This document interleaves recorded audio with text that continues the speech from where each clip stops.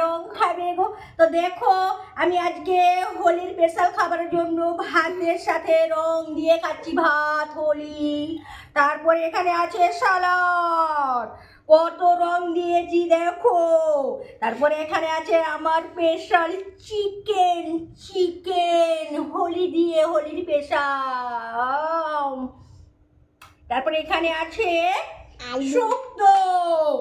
তারপরে এখানে আছে হোলির, দেখো খালি জল জল। হোলি হোলি এসেছে, রং এসেছে, হোলি এসেছে, এসেছে হোলি এসেছে।